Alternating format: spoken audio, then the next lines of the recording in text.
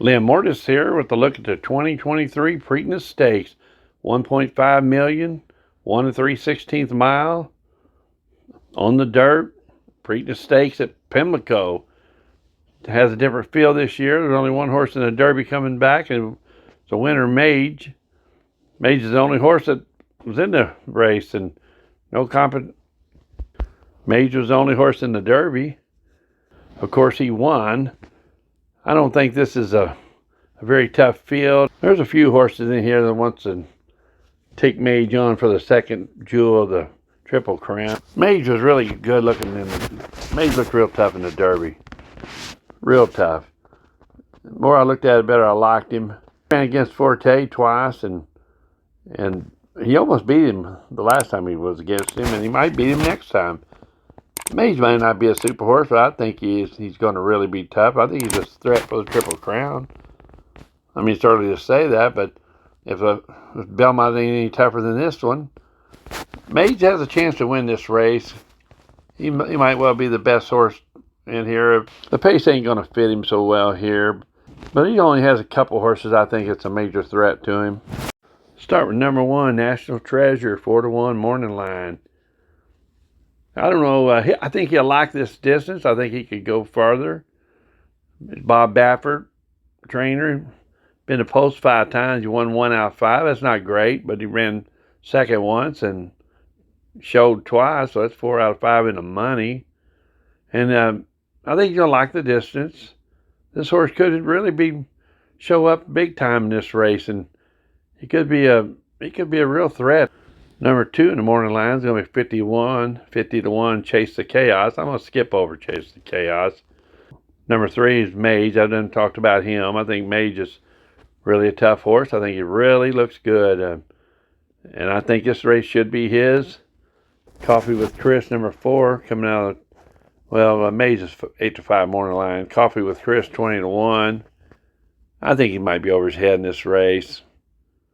I mean, I think he is. He's a grandson of Curlin, so you would think he liked this distance, but his form don't look like he likes the distance.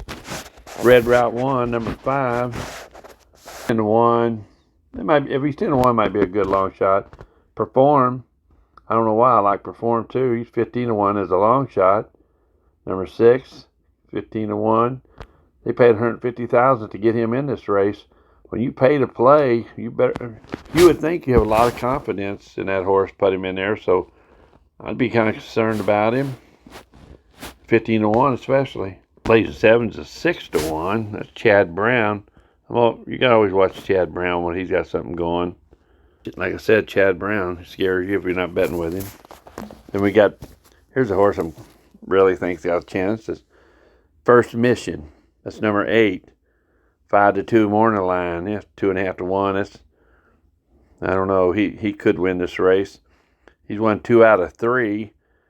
I think he'll be forwardly placed in this race. He should be up there near the front. I'm not going to say that's a bad idea in this race with this pace going on and what should be the pace. First Mission has been improving, and he looks to improve here. Brad Cox, I think his horse really looks sharp, and he's out of street. His sire is Street Sense. Number 8, 5-2. He ain't no money in it, but I sure wouldn't want to leave him off my try. So obviously number 3, Mage. Number 8, First Mission. And I like National Treasure. Any of those 3 could win, but I'm going with Mage. Then long shot, Perform. I'd really just pick out somebody like Perform, put a few dollars on him. We might be just as well if you hit a try. Well, that's Preakness Stakes coming up, and I don't look for it to be a real fast pace, which is not going to help Mage. If it's not all that fast a pace, First Mission should be in pretty good shape to win this one. And well, that's Saturday coming up. Preakness Stakes should be a really good race, and I look forward to seeing how Mage is going to. I'd like to see Mage win a Triple Crown. I don't know. I'm not saying he's Triple Crown material, but possible. But good luck, everybody.